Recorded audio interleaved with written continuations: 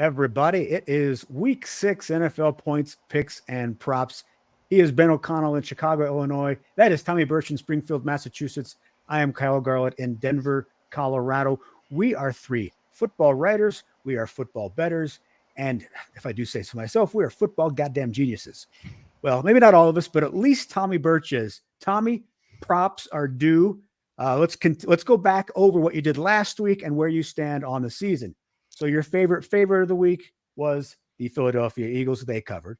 Your top underdog of the week was the New York Jets. They covered. And your easy money line pick of the week was the Indianapolis Colts, and they did win. That was a sweep for you. You are now up to $787 on your money line bits. You are in the black. You are 3-1-1 on your favorite picks, and you are 4-1 on your top dog picks. You're crushing it. You're absolutely crushing it. So please tell us your secrets. My secret is I just really didn't want to start off like I did last year. I'm stoked because I know you guys remember last year, my first episode, 0-5 on my spread picks. And this is just a great change of pace. I'm feeling like my football knowledge is starting to, get a little bit there, So I appreciate the support from you guys because, hey, I don't want to take all the credit. You guys aren't doing too shabby yourselves. We're not doing bad, but we're not doing nearly as good as you are. So, you are definitely killing it through 5 weeks. Hopefully we did not just jinx you here for week 6. But before we get on to week 6, though, let's talk a little bit about week 5. A fun fact that I came across, the Denver Broncos have now lost to 3 former head coaches in 2023.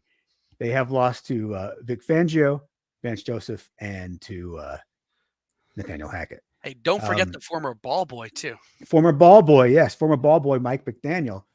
Boy, wouldn't he have looked good on the Denver sideline as a Broncos head coach? Instead, they pursued Nathaniel Hackett in the hopes of getting Aaron Rodgers, and they let McDaniel go off to Miami, and he's doing okay there. Anyway, we don't want to spend a lot of time on the Denver Broncos. Ben does not want to spend a lot of time on the Denver Broncos. And if you're new to our show, we don't really talk about the Thursday games because the vast majority of you are going to see this after the Thursday game is over. We are recording this on Wednesday. The Thursday game between the Chiefs and the Broncos has not yet been played. We are not going to automatically assume the Chiefs won for a 16th straight time over the Broncos. We're not going to do that to Ben. So we're going to pretend that game is not even taking place.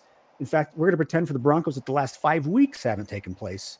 I think it's just better seeing as I live here in the city of Denver, it's better for the mood of the city here, although basketball and hockey have now getting ready to go. So they have moved on. We're back to Nuggets and Avalanche. Who cares about the Broncos at this point? That is the mood here in Denver. Sorry, Ben. I just didn't even know the game hadn't happened yet, Kyle. Unlike you, I just completely assumed we'd already lost 48-0, dude. Props to you on being humble on this one, because I'm going to just say it right here. I am not looking forward to tomorrow night. I mean, I don't doubt that we're obviously going to blow the smokes off of all the Swifties tomorrow night in Arrowhead, but yeah, I'm not looking forward to it. I mean, at some point, this streak will end. We know that's how the NFL works. At some point, the Broncos will beat the Chiefs. It could be this year. It could be the next year. It will happen at some point. And it could be next decade. Who knows? Who knows? It could be. It could be 4 more head coaches from now for the Broncos. Who knows? Before we get started, though, again, if you're new to our show, we always start off with a little game because along with picking all of the games for Sunday and Monday, we do pick our favorites, our top dogs, and our easy money line picks. We suggest you don't bet on every single game because, not every single game is a good line for you to bet.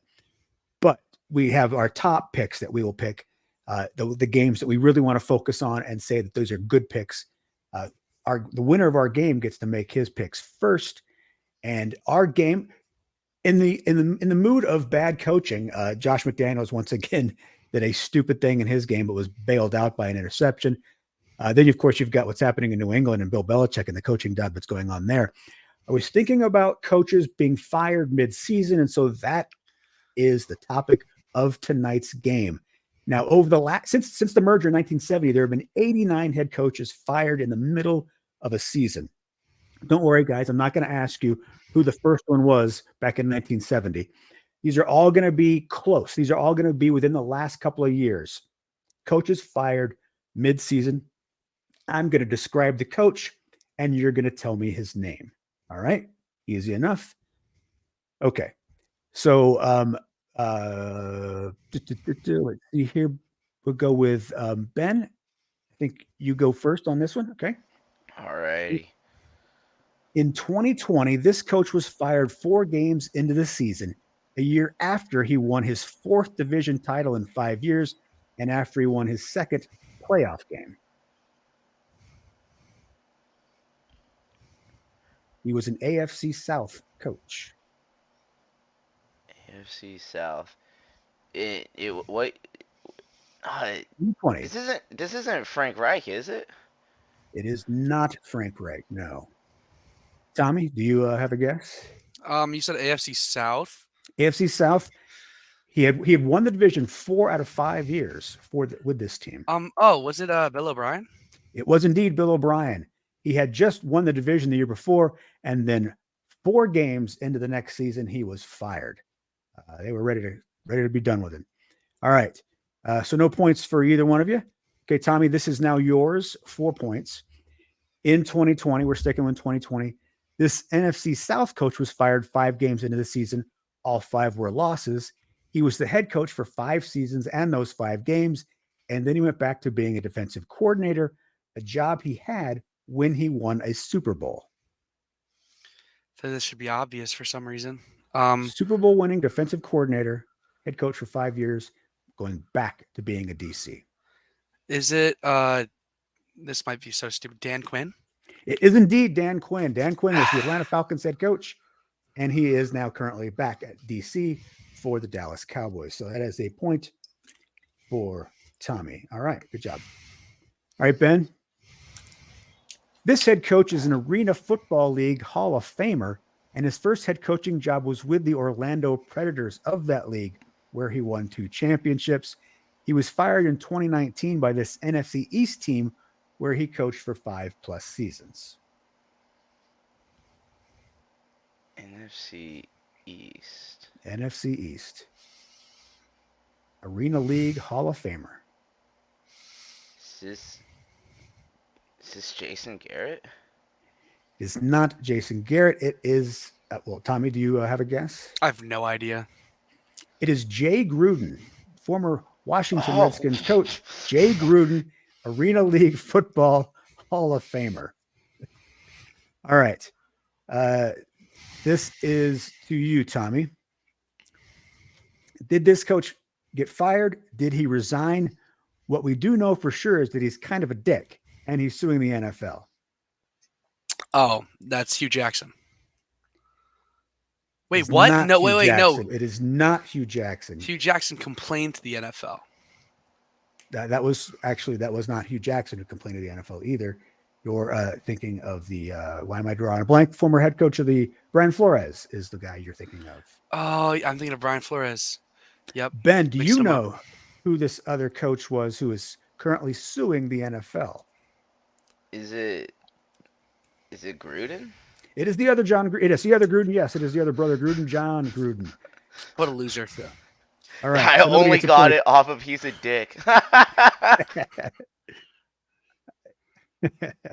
All right. So that is no points for anybody. Okay.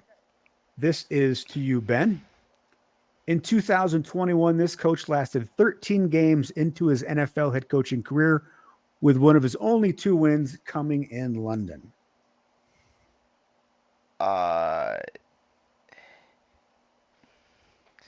He only lasted how long? He lasted for 13 games. Jeez, I don't know how long he was there. Is this Matt Rule?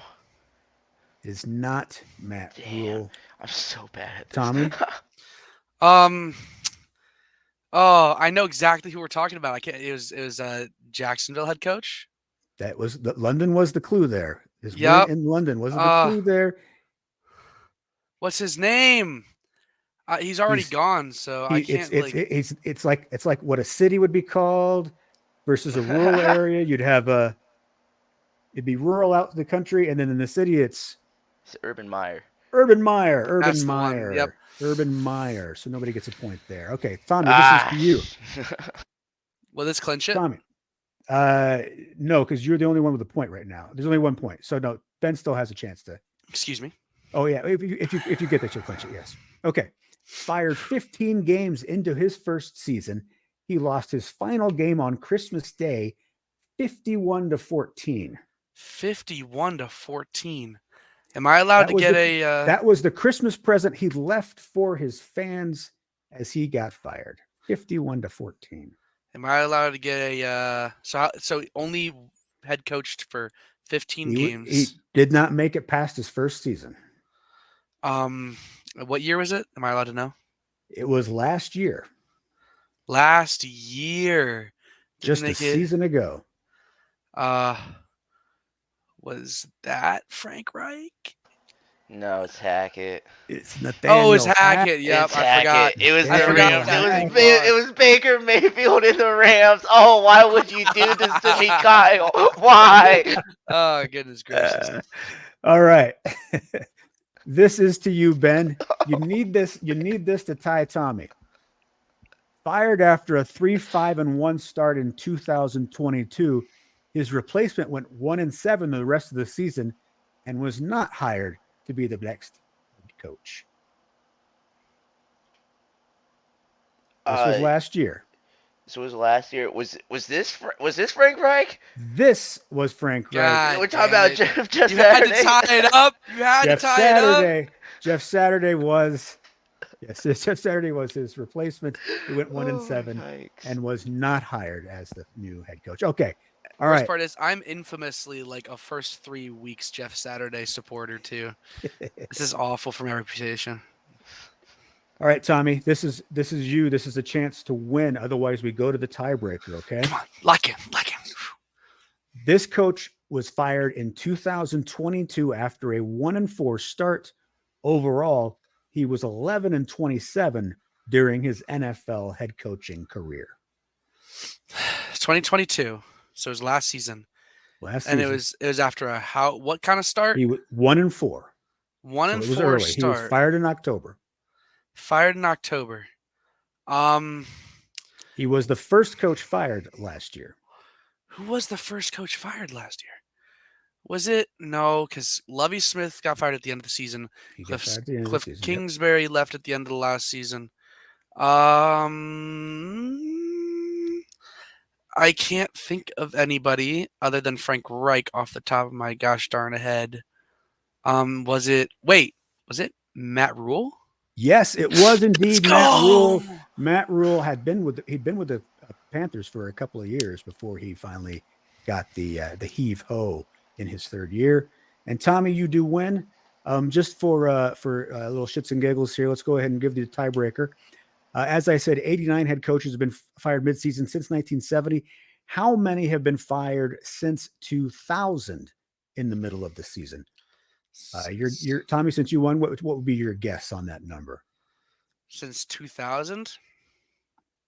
Since middle of 2000. I'm gonna say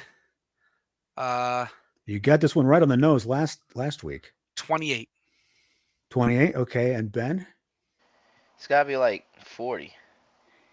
You are closer. It is 35. 35 coaches been fired middle of the season since 2000. Tommy wins the game. Tommy, you are going to present your picks first, and then when we get down to our favorites, our top dog, and our easy money line, you will get to pick first. So let's move over here. Let's get our ticker going, guys, so everybody can see the point spreads. Of course, if you are listening and not watching, you are just going to have to hear the ticker. But we have lovely graphics. Really, you should check us out on YouTube if you're only listening to us on a podcast, because we are pretty good eye candy, I would say. And obviously, the graphics, the production elements that we've added to this show are first rate. Okay, Tommy, you are going to get we're going to put you in the big window, and your first game is going to be those beloved Detroit Lions that we all like.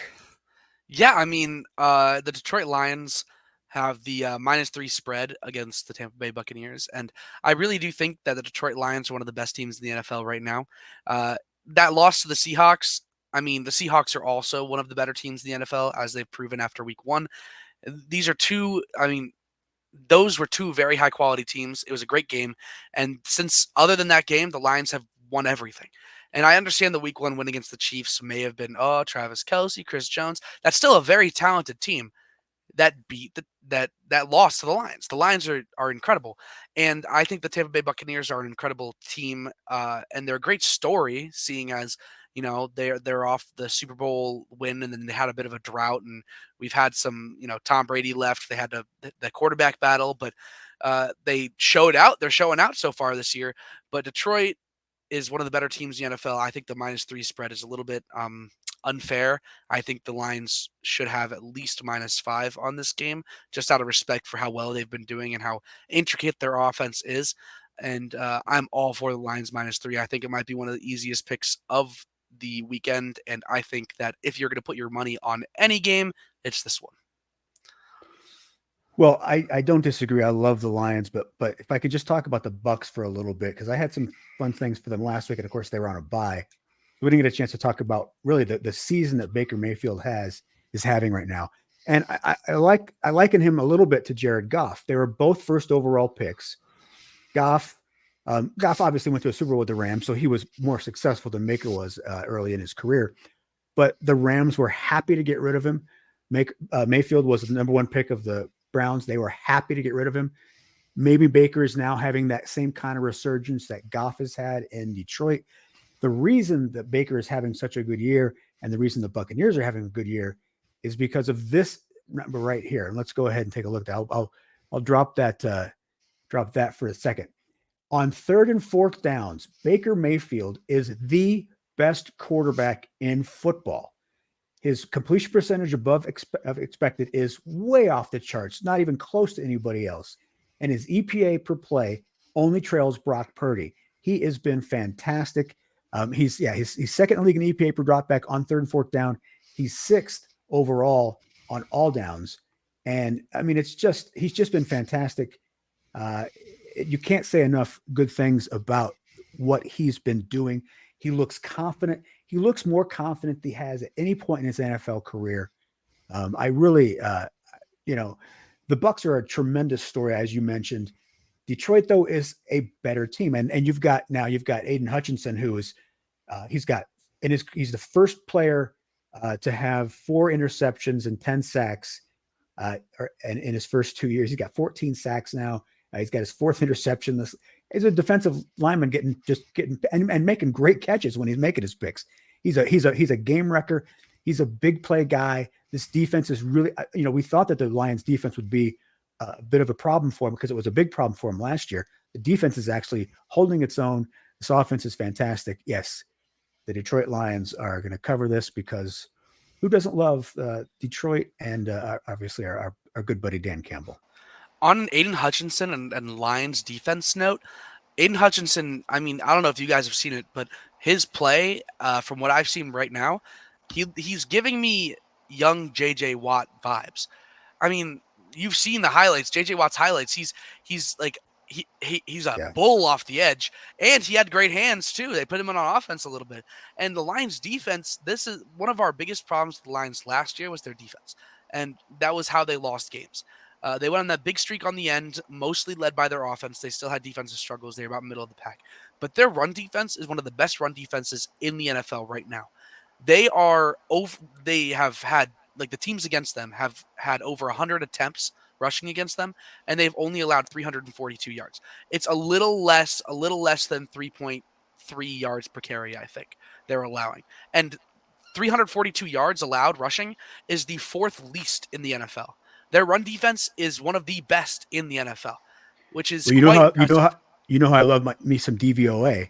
They are 4th in rush defense DVOA. So yes, your point backed up by the numbers for sure. Of course.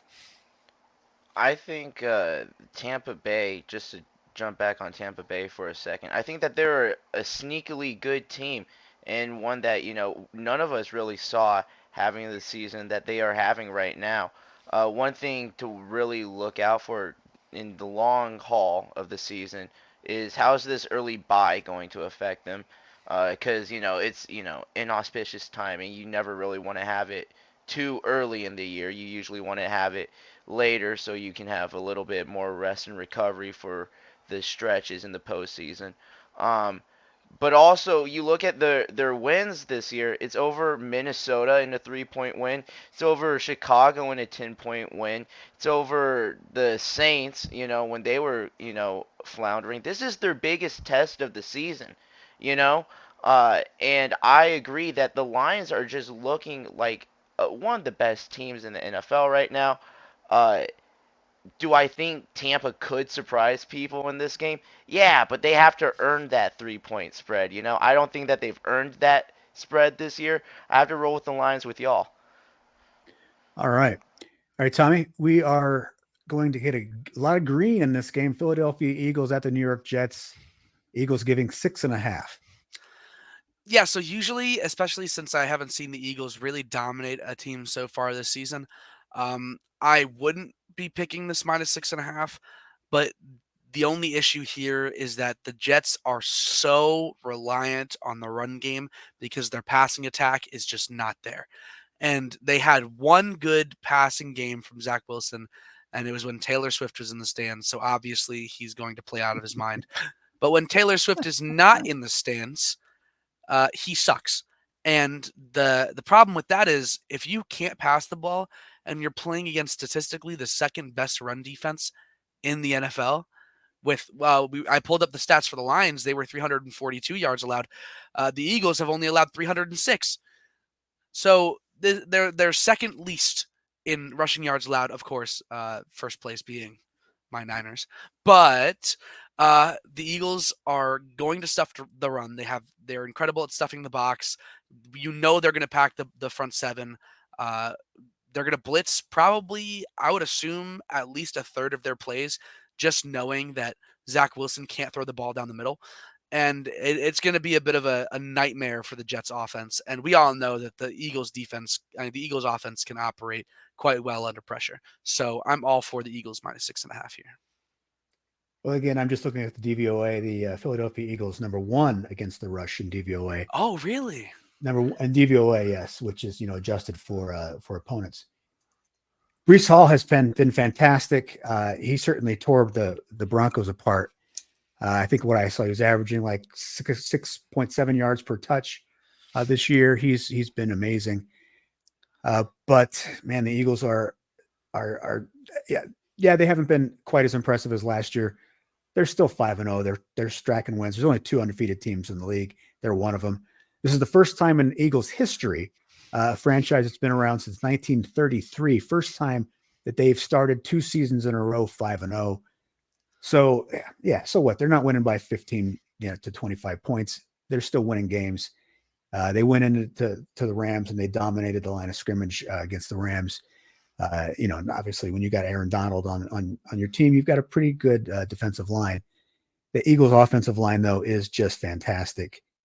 They were going to, I could see this game being close early, but the Eagles are just going to be too much. They're going to wear down the Jets, and by the fourth quarter, they will pull away. That's what I like about this Eagles team is that they're much more like gritty. You know what I mean? Like they just want to play physically. They don't care necessarily about the high scores that they were last year. And I like seeing that shift because when you're able to win in these close games that are won in the trenches, that's what spells success down the road for you in the postseason and into the winter months. I love the physicality of this Eagles team. I like them to overpower the Jets. I'm with you guys, taking the Eagles by 6.5. All right. We are in Houston. The New Orleans Saints are there. They are getting a point against the Houston Texans at Houston. Yeah, I think that Houston, I'm kind of on the Houston bandwagon right now. I think that they are a well-coached and well-performing football team. And what I like the most about the Texans is their discipline. The Saints get lucky off of defensive plays, some turnovers, They have 9 total turnovers on the season, but their turnover differential is only +3 because they've turned over the ball 6 times this season, which is not a good number. It's one of the highest in the league. However, the Houston turnover differential is +5, which ranks them 5th in the league. And that is because Houston plays smart, safe football. Obviously, CJ Stroud has not thrown a pick this season. They've only lost 2 fumbles on the season. And I think that is what's going to make the difference between these two teams because we all know the Saints defense is great. They've let up less than 20 points in most of their games.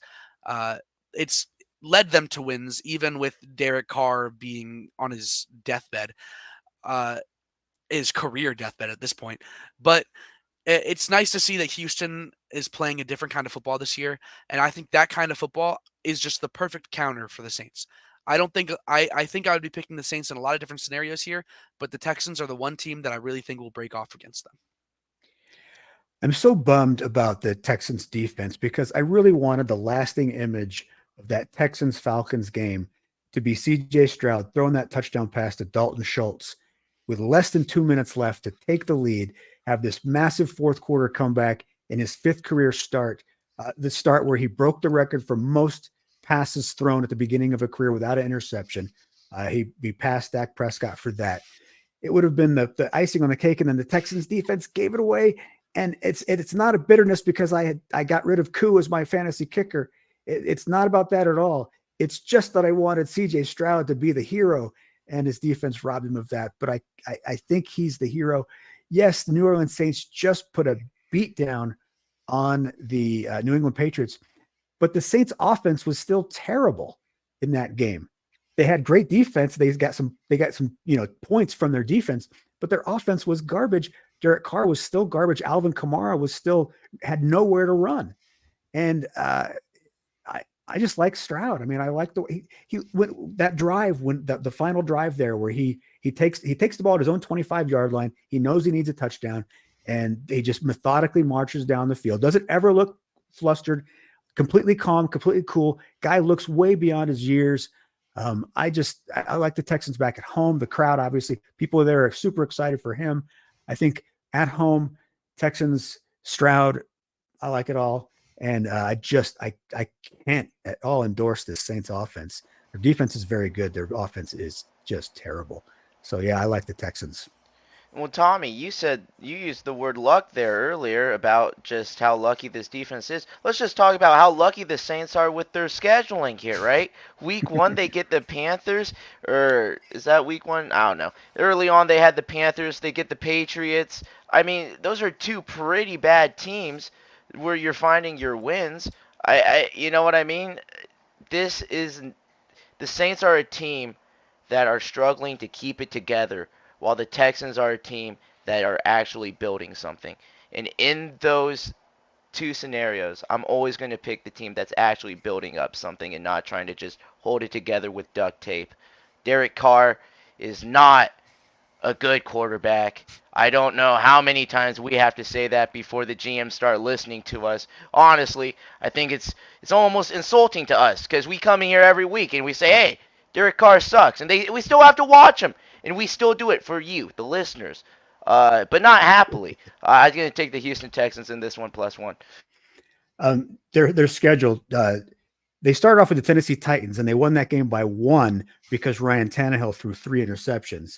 Then they played the Carolina Panthers in week 2, winning by 3 points.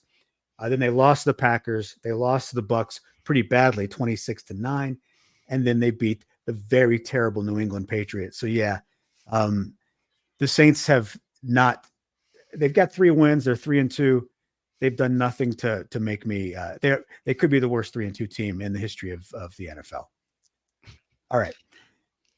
Speaking of those New England Patriots, you've got the Patriots at the Las Vegas Raiders. Boy, does not get more exciting than this game. Wow. Yeah. Thank you, Kyle, for this wonderful game that I get to make a pick on. It's the randomizer. I use a randomizer. Well, the randomizer can get these hands because this is awful. I don't want to watch this football game, but now I'm obligated to because I'm picking on it. And obviously, I'm going to watch the games that I'm picking on for the people because that is my job. I have to watch football for you. Now, this doesn't even feel like a football game. It feels like a pee-wee football game between the Patriots and the Raiders. Two of the worst offenses in the league. Neither of these teams have hit the 20-point mark on the season, and this might be the game where they do it. And the only reason that I'm picking the Raiders over the Patriots is because, one, the Patriots are the absolute worst scoring offense in the NFL. They're scoring just over 10 points per game with a combined 3 points in the last 2 weeks, respectively, well, which is quite sad. And the Raiders, their one blowout loss was to the Bills, which is acceptable for a blowout loss. And then they lost to the Chargers by one score, which is kind of acceptable. I'm bordering on not acceptable here because Brandon Staley's a loser, but 7 points to one of the better offensively talented teams in the NFL. I can accept that, but they did lose to the Steelers and they barely beat the Packers. However, the New England Patriots, I think, and I hate to say this as a New Englander myself, I always have some sort of soft spot for the team just because it's my area, but they are quite possibly the worst and least talented teams in the NFL. Their roster is sad. It's disappointing. Their quarterback room can't throw over 200 yards for the life of them, and if they do, they throw 3 picks. It's not fun football to watch, and it's almost sad and it's disappointing, and it's like we're watching Bill Belichick lose his job every game that we play, and it's just disappointing. I think the Raiders are just more talented, like skill position wise. I think that Jimmy Garoppolo, is he playing? I'm not 100% sure if he's playing. He's playing, correct? I don't think it doesn't matter. It doesn't at all. I think even if Aiden O'Connell's in there, they're going to beat the Patriots. Uh, I I think I've talked enough about this sad state of affair of a game. As you said, there are some good. I mean, you've got Devontae Adams, who is a top 5 wide receiver. You've got Max Crosby, who may be a top 3 pass rusher. You've got legitimate stars on the Raiders. You have none of those on the New England Patriots. They are devoid of any A-level players. And the ones that were A-level are hurt. Christian Gonzalez They're gone for the year. Yeah, Matthew Judon are done. They're gone for the year, so they've got nothing. Oh, and their offensive line is so battered that they can't run the ball. Even though their running back room is one of their, we were all excited about the running back room with Ramondre Stevenson and Ezekiel Elliott. But when you don't have an offensive line, there is no such thing as a rushing attack. No, well, in fact, they're last in rush EPA and pass EPA. They are dead last in both. Their offense is just doing nothing. So this to me was the real tell in where the New England Patriots are and where Bill Belichick knows they are. So in this game last week, they're down 24-0.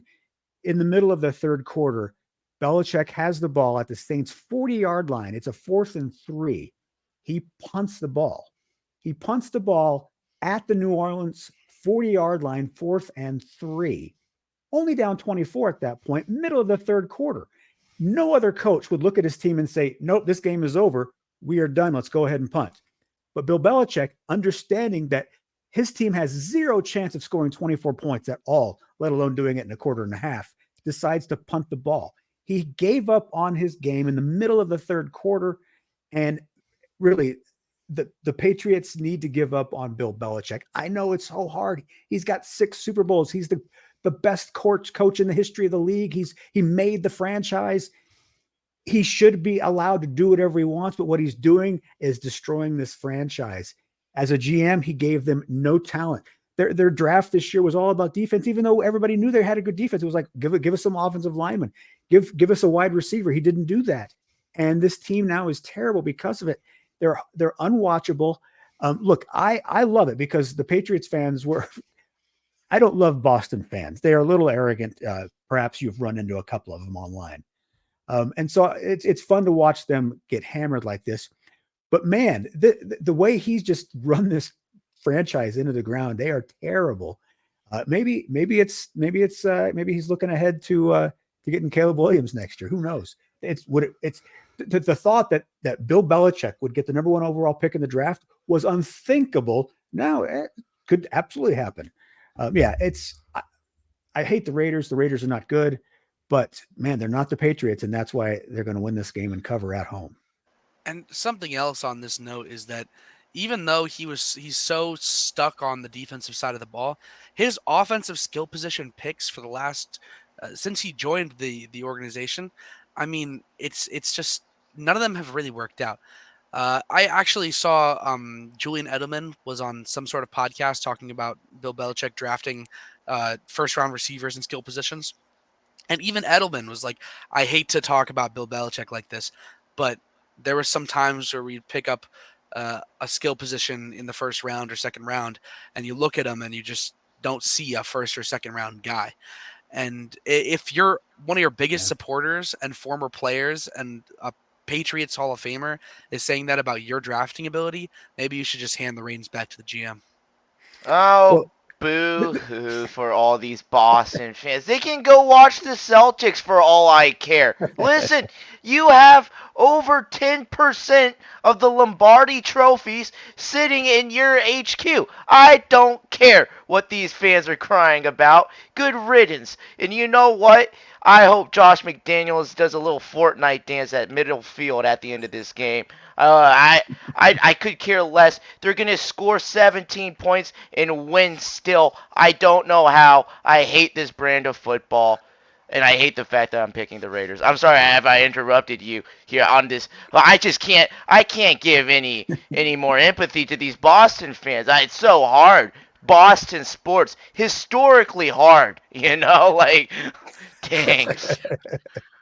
All these um, championship parades, just starting to get sick of them, you know. you remember the 2020 draft where it was the virtual draft because of COVID, and we had that little camera of Belichick at his little home on Cape Cod doing his drafting, and then there was the shot of his dog sitting in his seat. He was gone, so his dog is sitting at his computer, and then we joked, oh, maybe his dog is making his draft picks for him. Well, maybe his dog is making his draft picks for him because the draft picks are not good. So anyway, yeah, these two teams do not deserve as much time as we've given them, and for that we apologize. All right, Tommy, thank you very much. Those are your games for the week. You obviously will be first up when we get to the money section of the show. Ben, we are going to put you in the big box, and you are going to start off with two teams that some might say are heading in different directions. Yeah, the New York Giants suck. They're like the New England Patriots. They're so bad. The New England Patriots are no, I was kidding. Listen, the Buffalo Bills are. You know what? Maybe I gave them too much grief at the beginning of the season. Maybe they're still a good team. Maybe Josh Allen is still a good quarterback. It doesn't actually really matter when you play the New York Giants. They're just a bad football squad. They just really are. Uh, I you don't know what's going on with Saquon Barkley too. Right now, he's still a limited participant in practice, and as long as he's limited and like questionable, isn't the whole New York Giants football team just questionable at that point? Saquon is the heartbeat of this team. He is the live stream, and without him, I really have no faith in this New York Giants team. Even with him, I struggle to find faith. I think the Buffalo Bills cover 14 easily in this one at home. Get ready to shout a lot because that song's going to be playing a ton. Uh, I like the Buffalo Bills in this one.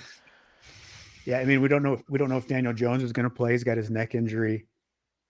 He says it's not as bad as it was back in 2021 when he suffered the similar injury, but that kept him out for 6 weeks, so not as bad. Could still be pretty bad. Um, yeah, the Giants, man, it is shocking that this Giants team won a playoff game last year. They are just awful. They're terrible on both sides of the ball. The Bills, losing Matt Milano is big. That's going to at some point in the later in the season, they're going to play some teams who can exploit that, who can exploit the loss of Tre'Davious White. The New York Giants are not one of those teams, so they'll be fine this week. They're at home. It's 2 touchdowns. I think, much like we saw the Bills after they lost to the Jets. They came back. They beat the crap out of the next week. They were looking like the best team in the league until they had to go to London. Weird things happen in London. I'm not going to read too much into what happened. They're at Tottenham Hotspur Stadium. They're back home in Western New York, And Josh Allen's going to have another 4 or 5 touchdown game. The Giants are going to be lucky if they score 4 or 5 touchdowns in the next month. So yeah, Bills roll big. Yeah, I mean, we talk about, overseas. I think that we can just void that game, not void that game completely, obviously, because it's a football game. You got to count it on the schedule. But the Jaguars had an extra week overseas, extra week and a half maybe. So it is more difficult on the Bills. So I'm going to give them a little bit of space on that. I'm not going to care too much about that. But let's look at their other games this season. Bills versus Raiders. They won by 28 points. Bills versus Commanders. They won by 34 points. Bills versus Dolphins. They won by 28 points. This team has beat teams significantly better than the New York Giants by significantly more than 14 points. That's my logic. Bills minus 14 all the way. All right. The other top team in the AFC East, the Miami Dolphins, another big spread as they host the Carolina Panthers. So, Carolina is a team that is just absolutely struggling to put it together. And as a Broncos fan, I think Carolina is the only fan base where we can look at them and be like, yeah, well, at least we aren't them. We got our draft pick this year. uh, it's I honestly don't know why this spread is half a point lower than Buffalo, New York. I think that they should probably just be the same. I mean they practically are at this point, but I think Miami has the ability to just scorch anybody. I mean, obviously, y'all saw that quote from Mike at the podium about the output through 5 weeks, where they were joking. He was joking around and going, "Yeah, we just care about output through 5 weeks." He's a funny dude, but also you look at the numbers, it's insane what they're doing. It is an absolutely incredible offense. It's so fun to watch. At times it looks like college football, just the way they are able just to get down the field. I love this Miami Dolphins team, despite what they did to me a couple weeks back. And I took it personally, but I'm still going to roll with the Miami Dolphins covering 13.5 at home on this one. Yeah, they through 5 weeks they have the most yards ever gained through 5 weeks, beating the greatest show on turf, the 2000 St. Louis Rams. They have the three guys are the fastest guys recorded so far this season in Tyreek Hill, Raheem Mostert, and Devon Achane. And that doesn't even include Jalen Waddle, who's obviously super fast as himself. He just hasn't had the chance to go for a long yardage gain and put up those miles per hour. They've lost Achane. What is it? I keep hearing it differently. Anyway, they've lost Devon now for a bit. He hurt his knee. He's going to be out for. I think they put him on the IR. He's out for the next 4 weeks at least, maybe longer. But they have so many weapons. I mean, he was not a guy we were thinking about to begin the season anyway. He was a later rookie running back that was going to just be a backup to Mostert. All of a sudden, he's touching the ball and averaging 12 yards a carry. So they'll be fine without him. Obviously, they may not have the same explosiveness. They're not going to. They may take a step back and only have 3 50-yard plays a game versus 4. But they're still going to be. Their offense is still going to be fantastic. The Panthers have no offensive line, which makes the job for Bryce Young really hard. We can't really tell if Bryce Young is developing because the rest of the offense around him is so bad. Boy, wouldn't they love to have a DJ Moore right about now. Anyway, yeah, Dolphins, certainly because this spread is just a tick under 2 touchdowns, I'm going with the Dolphins to cover this. Maybe if it got up to like 15 or 16 points, I might give a little pause, but not at 13.5. Dolphins at home, they'll be fine. Cover that easy. I mean, we've done a lot of talking about the Panthers' offense and how mediocre they are on offense. The Panthers' defense is nothing very special either. They've got maybe 1 or 2 guys with good names, and then the rest of their roster is just, basically fill-in guys. And they let up a lot of points, and that's just the end-all, be-all. And you know who puts up a lot of points? The Miami Dolphins. And the Dolphins have been known this season to put up a lot of points against not very good defenses. I'm not making any specific references here, of course, but I think they're going to make a mockery of the Panthers. The Panthers defense, just for your edification, 29th in overall DVOA, just behind the New York Giants, who are 28th. So, yeah. My Panthers, Giants, same team. All right. Ben has been he's been listening to local talk radio, and he is buying the hype. Chicago Bears hosting the Minnesota Vikings. Take it away. Oh my goodness. Are the Bears for real? Are they All for right, real? calm That down. is the number one question floating around this city currently. And let me tell you what, I, I don't know, and I don't think this game is going to tell us either. I'm going to be honest with you. They beat the Commanders on Thursday night. And don't get me wrong, it was impressive. It was impressive. But I honestly watched it more going, whoa, Washington let that get out of hand. I don't know if any of us are that convinced that this success is going to continue rolling. But they are seemingly hitting their stride as Minnesota continues to seemingly implode.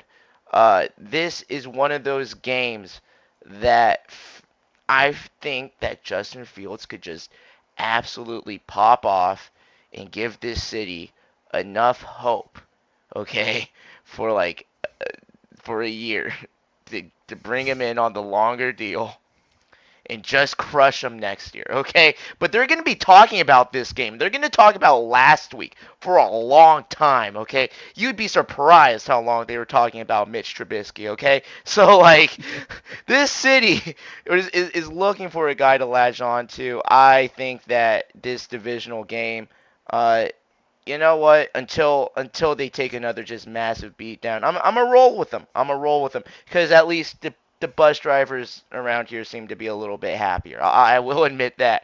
I actually got a prop in this one too. I am so confident that the Bears offense is going to be rolling. We're going to take over 2.5 touchdowns from the Bears. That's paying you plus 110. Okay, that's pretty good odds because if DJ Moore just doesn't get covered, this could be a game again. Who knows? Who knows? Don't tell the Vikings, but DJ Moore might be the secret in this game. I'm gonna take the Bears to cover 2.5. Well, let's see. The Bears nearly beat a bad Denver Broncos team, and then they beat a bad Washington team because DJ Moore was a video game and had 230 yards. That to me says a lot more about DJ Moore than it did about Justin Fields. We still need to know about him going forward. Now, what we do know is that the Minnesota Vikings are about to pull the plug on this season. Justin Jefferson is on the IR. He has gone at least 4 weeks. And a lot of people think that his hamstring injury is far more serious than that, and that he's going to miss 6 to 7 weeks. Well, that ends the Vikings season. And they've got some trade bait there. They've got Daniel Hunter, who people would take. They've got obviously Kirk Cousins, who is a possibility because Kirk's not going to be back with the Vikings next year. So it may be that this team is ready to turn the page on 2023 and look ahead to next year. And that may start on Sunday.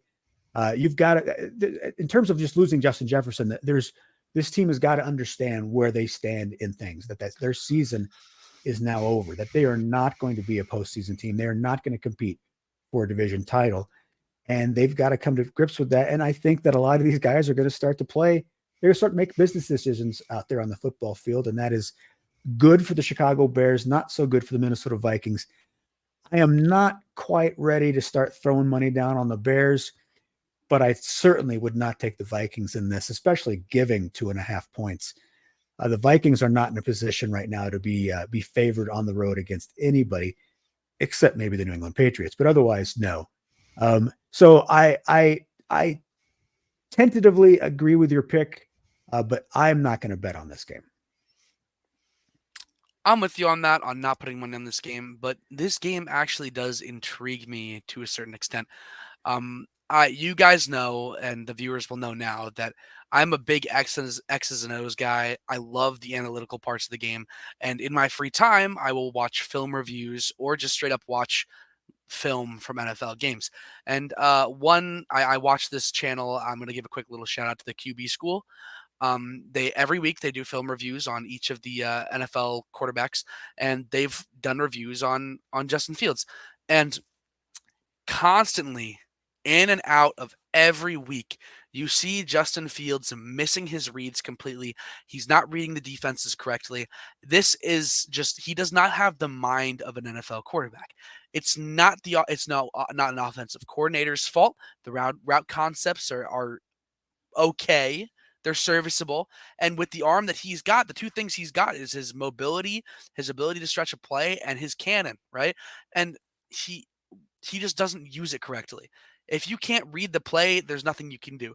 Now, what they did last week that was incredibly helpful for them is that the past couple of weeks they've been using DJ Moore as a possession receiver. They've been putting him on routes beneath the first down marker, a lot of hitches, a lot of curls, and some slants, but most of the time he's stationary, and the only time he's moving is on scramble drill. But what happened this game was they're like, I'll give props to the coaching staff. They gave DJ Moore more opportunities to succeed on offense. They sent him on like flying routes. He was moving. He was constantly running around the field, finding open space. Because as we know, Justin Fields, when he gets uncomfortable, he's going to get out of the pocket. And instead of having DJ Moore have to run across from backside on a hitch route, he's already moving in the same direction. DJ Moore, they put him in the right place at the right time consistently. And that's why he got the ball. And we know that when he gets the ball, he can make plays. And that's what I think they should keep doing moving forward, because we all know that Justin Fields is the issue here. He cannot read a defense for his life. And if we make it easy for him and give him his best receivers on like with him at all times, almost shadowing him on their routes, because they know he's going to roll out to the right, sending DJ Moore to the right, he's going to find his way to be open, and we're going to get more yards. Justin Fields is going to look like a significantly better quarterback, despite the fact that he's not actually a significantly better quarterback. But I think the offense is really starting to work out their kinks and work out their problems. And I think the plus 2.5 is actually a worthwhile investment here if you're really confident in that scheme. However, I would not recommend putting money on this game regardless, because I still doubt Justin Fields heavily. I don't think he's an NFL ready quarterback. He never had a mentor in this league, and I really think he would do well in a Zach Wilson scenario with a veteran above him. All right. On from Chicago, we go down south to Atlanta. The Washington Commanders at the Atlanta Falcons. Falcons giving 2.5 points. Alrighty. I thought I had sent you I have the Commanders on this one. Okay. Well, then we'll do the I'm Commanders. I'm gonna just talk through the You did Commanders here. indeed. I wrote it wrong. Yep, you are correct. You You are did have the you're all Commanders. you are all good, because if not, I was about to just completely go against every single note that I had written down. Everybody, don't even worry. I would commit to the graphic for you, the listeners. Don't even worry. No, but I just haven't been as impressed with the Atlanta wins. Um, you know, the game last week for Washington against Chicago definitely put a lot into question. Uh, but I'll be damned if I didn't make a graphic, and I'll be damned if I don't stick to that train for just a little bit more. It's so close to derailing. It is so close to derailing, but it hasn't yet. And I think that Atlanta is a beatable team for Washington. I think that they need to if they're the team that we said they were a couple weeks ago. Um, and I'm not a big fan of Arthur in Atlanta, so I'm a roll with the Commanders with 2.5 here. But this is also I mean, you guys were talking about not betting on the last one. This is one that I'm personally staying away from in watching, just for the entertainment, because To be quite honest, I don't know where to really evaluate both of these teams in the long and short of it. Well, so I love me some Eric Bieniemy. He won 2 Super Bowls with the Chiefs, offensive coordinator there, now the offensive coordinator in Washington. Last week against the Bears, the Commanders had 61 offensive plays. 55 of them were either Sam Howell passes or Sam Howell scrambles. Brian Robinson got 6 carries in the first half. Brian Robinson finished the game with 6 carries. In the second half, every single Washington offensive play was a pass play. And now Sam Howell leads the NFL in sacks with 30. He's been sacked 30 times through 5 games, and that is not sustainable. Eric EB. Look, I did not like you when you were a Colorado Buffalo. You played on that 5th down team that did not deserve the national championship because they beat my Missouri Tigers on 5th down. I was at that game. Anyway, I digress. You became a Chief, Eric. You're all good graces, but man, stop killing your quarterback. Run the football a little bit.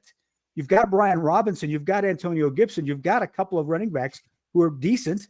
Use them. And it does not matter that I have Brian Robinson on my fantasy football team. I just want you to do it for the health and safety of Sam Howell. He can't continue to do that. He cannot throw the football 51 times in a game. That is not how you're going to win in this league. It's not how the Commanders are going to win. They don't have the defense to do that right now. Their defense is not playing well. Luckily, they get to play a really bad offense in Atlanta. And like you said, Ben, Arthur Smith, he seems to be so focused on my system is the best. And I'll have Drake London and I'll have this wonderful wide receiver, and we won't look his way until the third quarter. We've got Kyle Pitts, we're going to spend 5 weeks just not using him at all. Every now and then we'll sprinkle, we'll let him pick up a game, a second down catch in the second quarter, but that's it. I don't understand what they're doing in Atlanta. I want to like this Atlanta Falcons team. It's so hard. I do like the Washington Commanders team. I want the Commanders to win this game, but this game could be a 14-point swing either way. It's hard to say. I just don't like Atlanta, and I want to.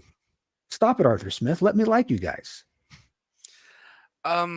See, I really want Atlanta to win this game, and there's just a part of me that just really want. You know what? I'm going to disagree. I'm going to pick the Atlanta Falcons because they've played pretty well at home. I think that Desmond Ridder has folded under pressure, but it's only been during away games. I think -2.5, they can win by 3 points because Commanders have proven that I mean, you said yourself the play calling wasn't there. They're not utilizing Brian Robinson as much as they should. This guy on 67 attempts has rushed for 271 yards, 3 touchdowns. That is 4 yards per carry, which is more than enough to sustain an offense. If you run the ball and get 4 yards every play, you're going to get into the end zone because you're just going to get first downs every third down. There we go. Boom, first down, 4 yards of the cloud of dust. Give him the ball more. He's a playmaker. I think that we're overusing Sam Howell, especially a guy who doesn't have the NFL experience. And the offensive line is not good enough to be pushing the ball into Sam's hands and making him make work of it. It's a little too much. I think that they're going to keep doing the same thing, and I think that Atlanta is going to take advantage of that. I think that Atlanta still is skilled, and I just have a feeling that they're gonna come out on top. I feel like Atlanta Falcons are a talented football team, just underutilized skill positions, whereas the Commanders are a bit overutilized in that department. Tommy, as you said, Desmond Ridder better at home. He has never lost a game at home. Undefeated as a starting quarterback in Atlanta at home, undefeated in college at home. So Desmond Ridder definitely does like the home cooking, as you say, and so there you go. That's a stat for you. Do what you may. All right, Ben, your final game: the Jacksonville Jaguars back after 2 wins in London. They are at home. They're facing the Indianapolis Colts. You're taking the points. Oh my goodness. Anthony Richardson already on the IR. And that is just absolutely heartbreaking because this dude, every time that he's been on the field, he's already looking electric. This guy looks like he could be a real star of the NFL if he can just stay healthy. You know, and that's gonna be something to look out for throughout his career because it is just not off to the start that you would hope. Maybe he needs to go do some Brazilian jiu-jitsu with Tua, and figure out how to fall or something. We'll find out. But listen, I'm here for the Minshew madness, man. I'm here for the Minshew magic. This dude, he he's awesome, right? Like, and he's already looked good. Um, Whenever the Colts have needed him this year, which, as I've already said, it has been quite a lot for how early we are in the season. I also think that this is where you get the travel lag with the Jacksonville Jaguars. They've been in London for 2 weeks. That's really when your body starts to adjust and get to the other time zone. And so they've got a lot of adjusting to do. This is a early window slot game. So who knows how the sleep schedule is going to be. The fact that I'm getting more than a field goal on this makes me pretty confident to take Indy here. I like them to win, and if they're going to lose, I think they can keep it within 4. I'm going to pick the Indianapolis Colts to cover 4 as the away team against the Jacksonville Jaguars. What I love about the Colts is that they go out and they basically give in to Jonathan Taylor. They make him the highest paid running back in football. And then Zach Moss goes out and has another monster game and is like, not so fast. I'm not going anywhere. I mean, Zach Moss has been a terrific story. I love watching somebody who's like, oh, whoa, I'm not losing my job just yet. Watch this. And then Gardner Minshew. Yeah, so the Chiefs aren't playing on Sunday. So what I'm going to be wearing is I'm going to be wearing my really short cutoff shorts. Got my Joe Dirt wig that I'm going to be putting on. I'm going to be dressed as Gardner Minshew, cheering on the Colts. Of course, he used to be a Jaguar, so the Jags fans are going to. I'm sure there's still a lot of Minshew maniacs down there in Jacksonville. We're going to have a hard time rooting against this guy. He's been in the game for all 3 of Indianapolis's wins. You have to look at all the backup quarterbacks in the league.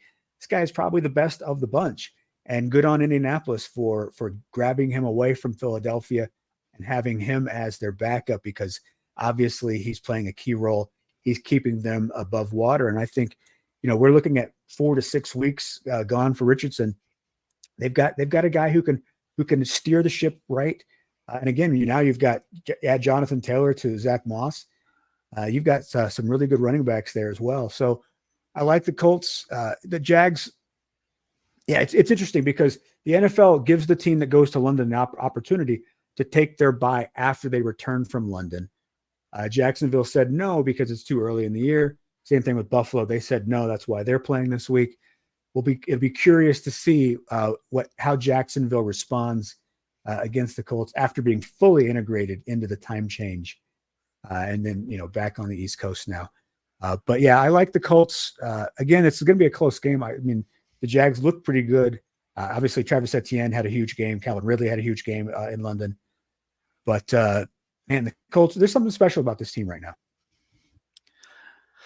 Yeah, I don't know if you guys remember this, but there was a wave of Jacksonville fans that wanted them to trade the number 1 pick because it was right after Minshew Mania, and they decided they didn't want Trevor Lawrence.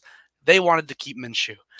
Just a very small niche section of this fan base, and Gardner Minshew disappeared. And I think that, look at the guy. He holds grudges.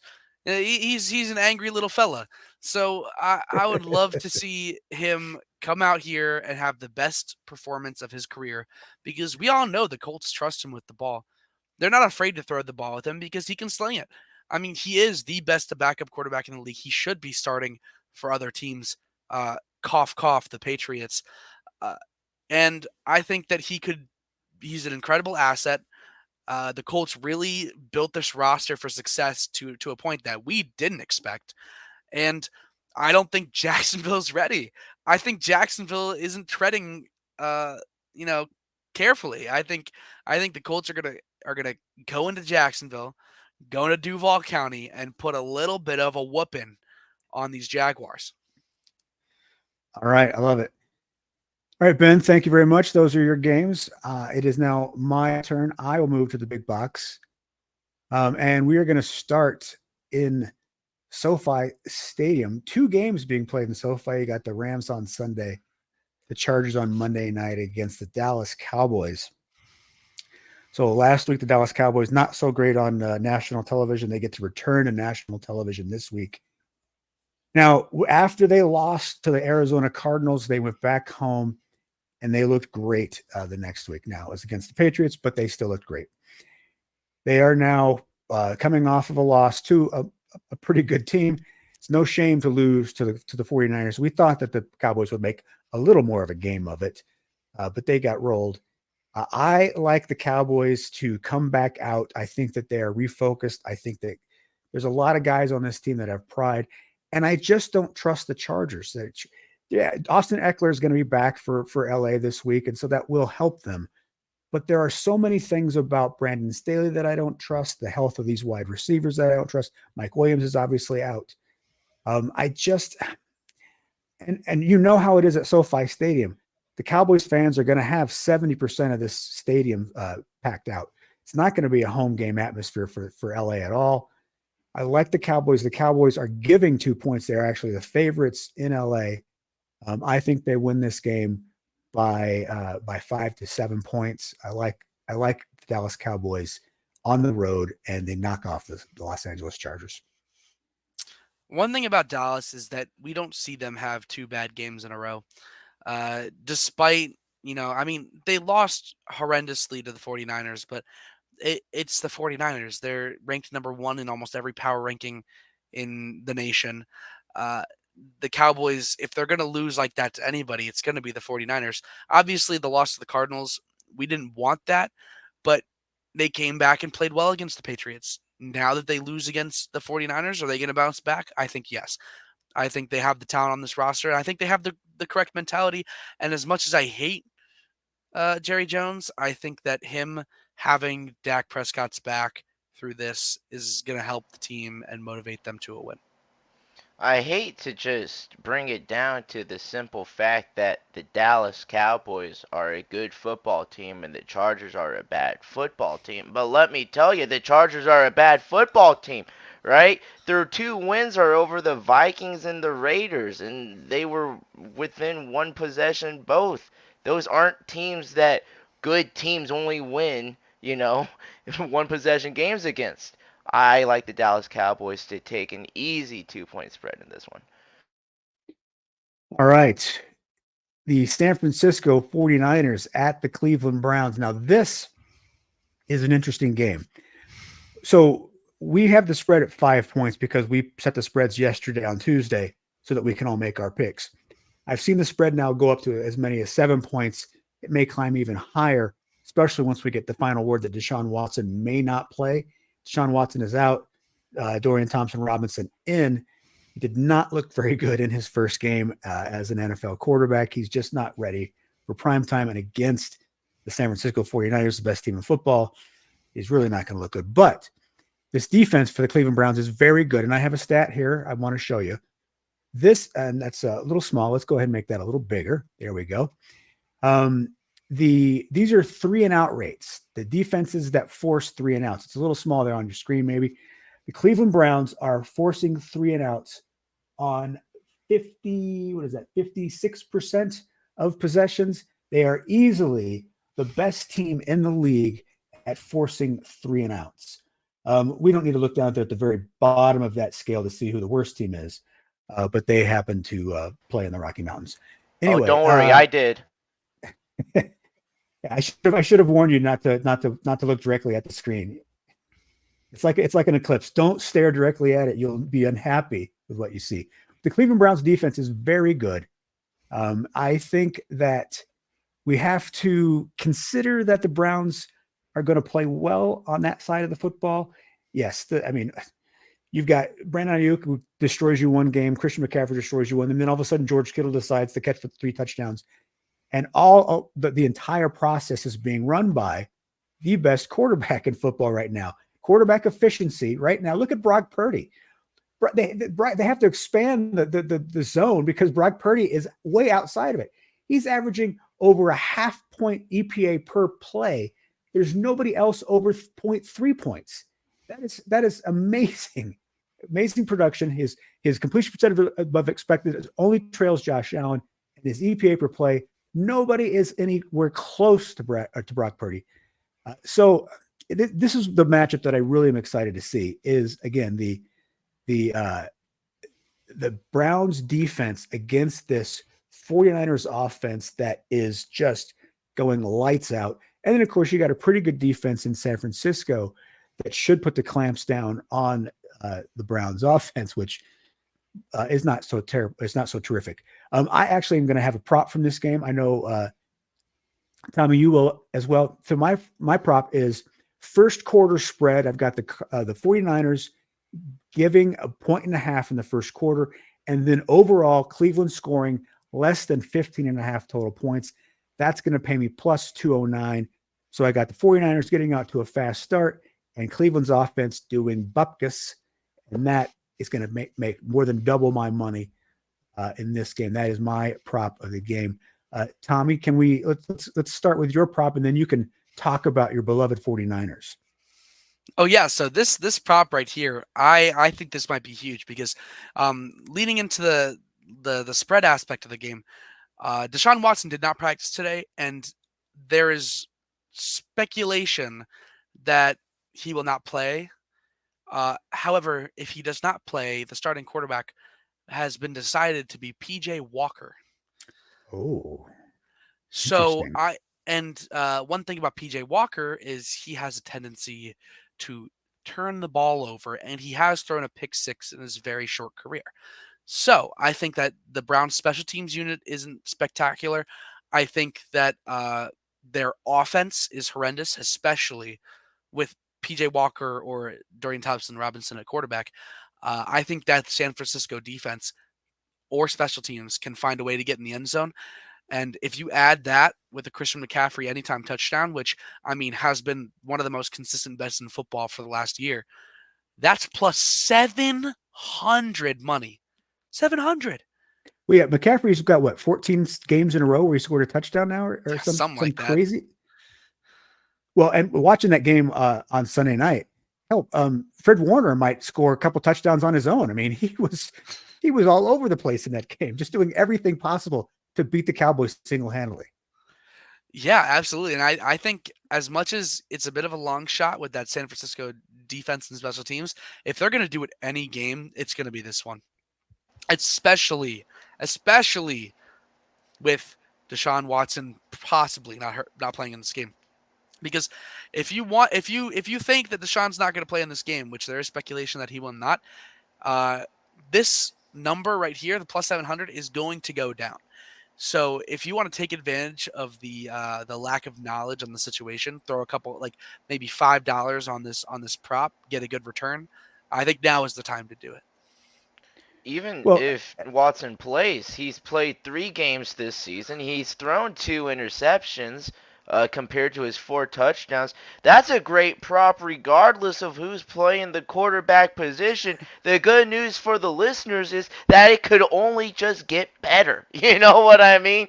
So, yeah, I was actually thinking to myself, I wonder how much that San Francisco defensive points prop would be. I love that prop. I love both of the props on this one. Heck, it might be even worth just throwing it into one giant 4-leg single game parlay and testing the luck, right? All right, 49ers at the Browns. We move on now to the Seattle Seahawks at the Cincinnati Bengals. Seahawks getting 2.5 points in this game, and I like the Seahawks. So, yes, the Bengals offense looked better last week. Jamar Chase went off. He had 15 catches. He had 3 touchdowns. He tweeted out the picture of a 7-Eleven because he is indeed always open. But I'm still concerned about some of the other things that happened. Nobody else in this game caught more than 40 yards worth of passes. Only three other guys caught more than one ball. Joe Mixon continued to struggle. He was at 3.2 yards per carry for this game. And the defense is a bit of a problem still. If Joe Burrow and company can do well against Tariq Woolen and Devin Witherspoon, then I will feel like this Bengals team maybe is back, and maybe this is the Bengals team we expected to see before the season started. But these are two very good cornerbacks. They are not going to let Jamar Chase run wild all over them like the Cardinals did. So I think that the Seattle Seahawks, I mean, we saw the butt whooping that they put on the Giants their last time out. They're also not coming off of a bye. They're rested. Burrow looked better. His calf looked better.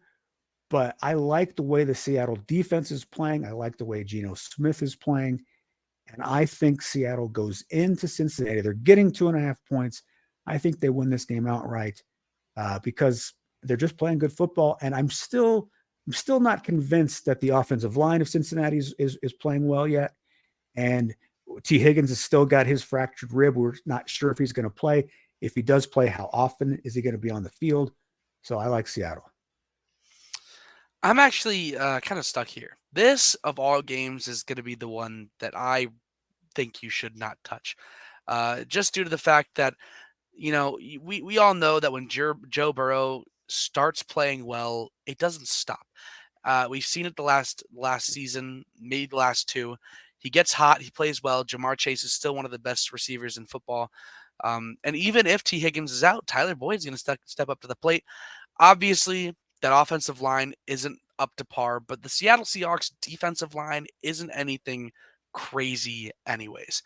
Plus 2.5, it's pretty close. I think the Bengals home field is going to help. I know it was the Cardinals. That's a confidence builder. I guess I'm with you on the plus 2.5, but it's a very strong I guess. For me, I can't be betting on a team off of what they did last year or the year before that. I get that Cincinnati still has the core of what makes them a very dangerous football team, but we have to recognize that due to injuries and just whatever's going on this year, it's not been the same team. And as much as I would also like for them to be that same team because they are fun when they are high functioning, I have to bet with what they've produced on the field the past few weeks. For that reason, I have to go with the Seattle Seahawks on this one. I think that right now they just are having a better season. And maybe this is the turning point where, Cincinnati strings together a few games and we start going, wow, they are back. But unfortunately, I just don't think that I can give them that benefit of the doubt. I'm with y'all on Seattle. 2.5 here. All right. Our London game this week, the Tennessee Titans, they are the designated home team. The Baltimore Ravens are there. Ravens giving 3.5 points, and I like the Ravens to cover this. Now, they are coming off of a terrible loss at Pittsburgh. They should have won that game. They dropped 7 passes. 2 of those drops happened in the end zone. 2 of those drops were of 20 yards or longer.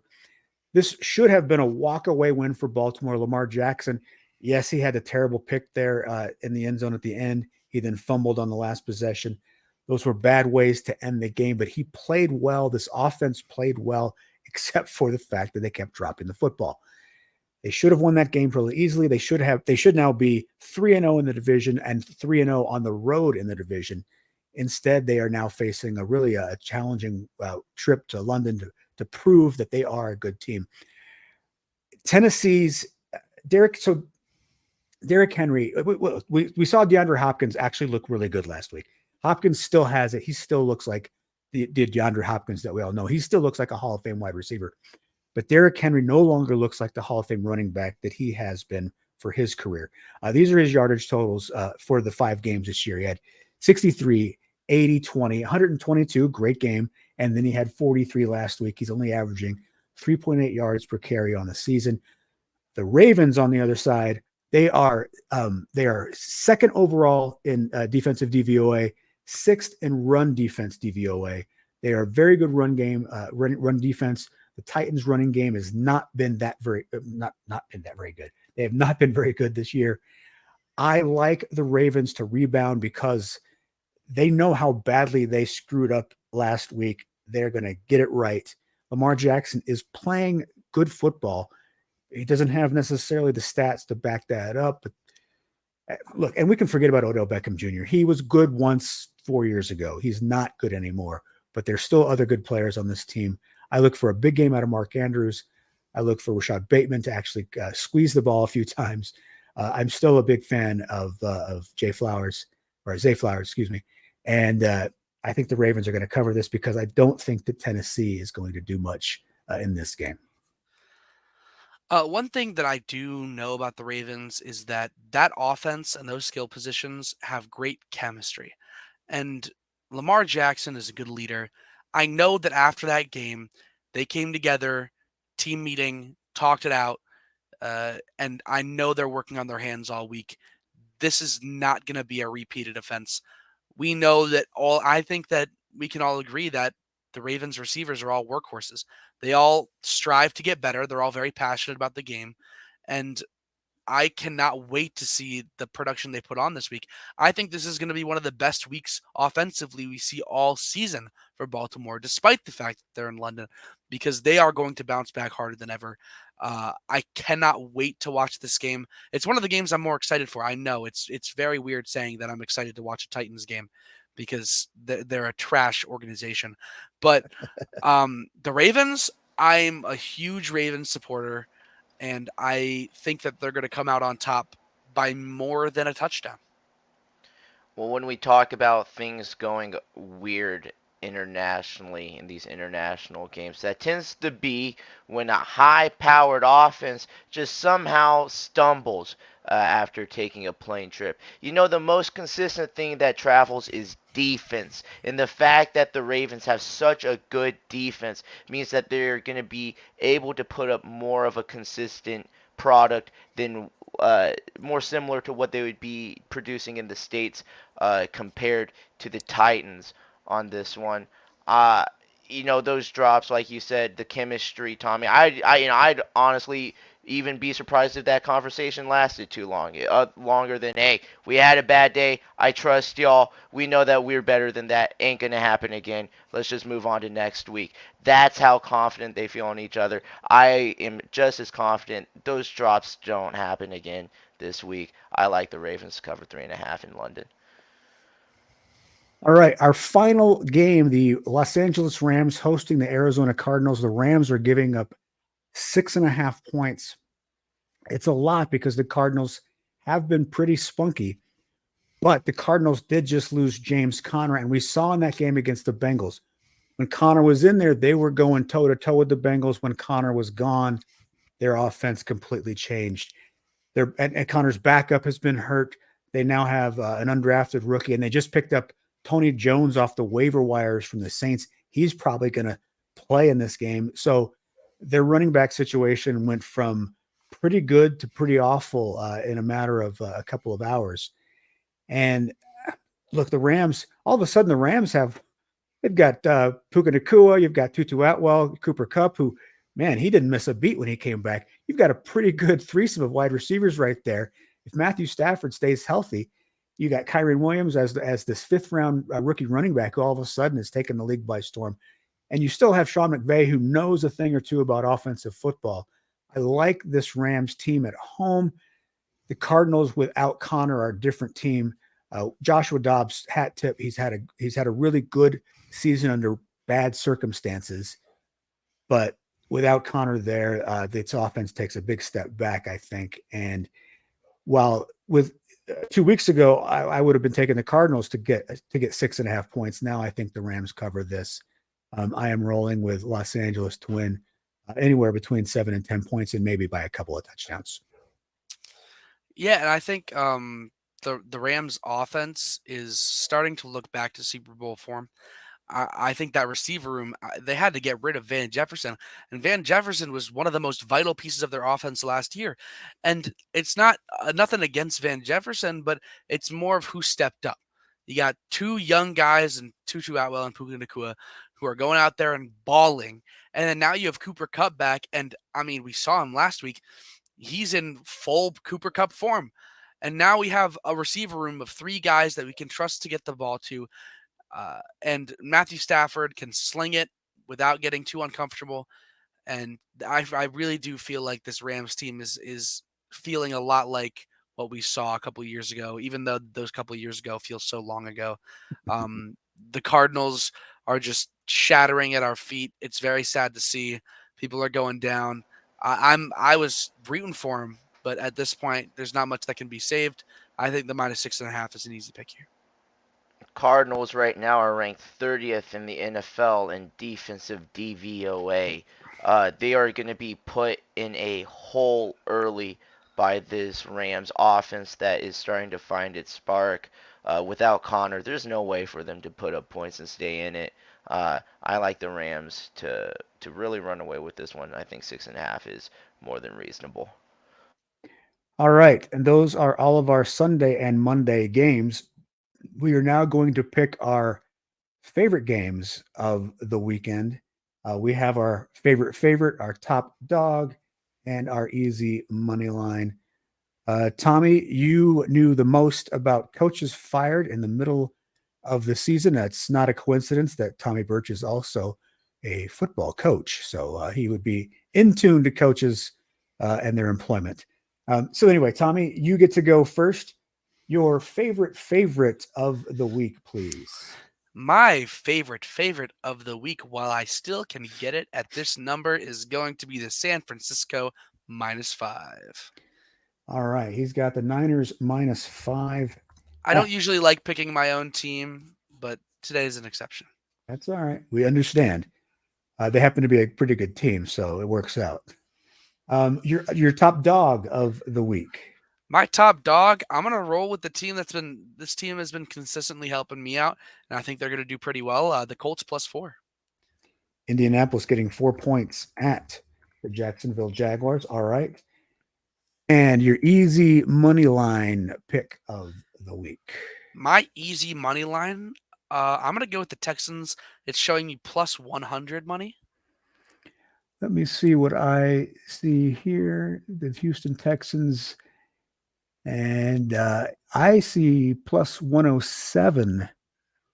Please. So let's give you +107. Ben, do you see anything higher than that? No, I see All right. 107. Kyle, you're gifting me these last couple of weeks. Every week you give me something higher, and I love it. Hey, we're here to make money. We line shop, as everybody should do. All right, Ben, you are up for your favorite of the week. Yeah, as much as it pains me to say this, I'm gonna go to Vegas -3. Vegas -3. The Raiders. Oh, that's humor, man. He is all over the Raiders. Raiders fan. We'll send you some silver and black to wear Please on no. Sunday while you're watching that game. I'm not proud All of right, any your of this. top dog of the week. I'm gonna roll with Houston +1 here. All right, the Houston Texans getting a point as your top dog.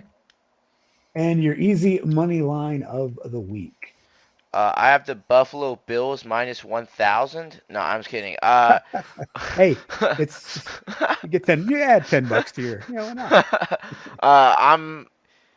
You know what? Call me crazy. I'm feeling it. I just got back to the Windy City. There's something in the air. I'm gonna take Chicago plus what we got it +124 over here. All right.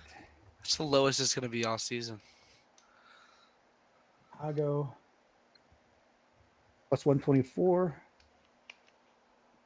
See if I've got a better one over here for you. I'm sure someone's got like +130 or somewhere. I've got +125. Oh, that sounds perfect. That's a fine. little extra dime in the pocket. You know what I'm saying? All right. For me, my favorite, I'm going to go with the Miami Dolphins giving up 13.5. Goodness. Hey, I like it. I like the confidence. I love it. My top dog, I am going to go with the Seattle Seahawks getting +2.5. Cincinnati. And my easy money line, let me see what it's saying now. I'm going to go with Washington. And I've got plus 124 on Washington. Nice. And that is what I'm going to take for my money line pick. And I am in desperate need of getting a money line win. I am now 300 in the hole on my money line picks. Oh. I mean, I'll Ben give is- you 300 to break even, and I'll still have 400 left. Yeah, you'll still lead the group. All right, guys. Those are our picks. Just to recap for Tommy, his favorite is San Francisco 49ers giving up 5 points. His top underdog of the week is the Indianapolis Colts getting 4 points. Easy money line is the Houston Texans at plus 107. For Ben, he is all in on the Raiders. He is Raider Maniac. Las Vegas -3, his top dog of the week. Same Houston Texans that Tommy likes to win. Ben's going to take a point. He, again, pleasing the home folks there in Chicago. He's got the Bears plus 125 as his money line. I'm going Miami Dolphins -13.5 is my favorite. Seattle Seahawks getting 2.5 at the Cincinnati Bengals for my top dog of the week. And my easy money line pick, the Washington Commanders at plus 124 at Atlanta. And that wraps up week 6 for us, gentlemen. We tried to do our little moment of football zen last week, and I could not get it uploaded. It is uploaded tonight. We are going to finish with the sights and sounds of everyone's favorite coach, Lions head coach Dan Campbell.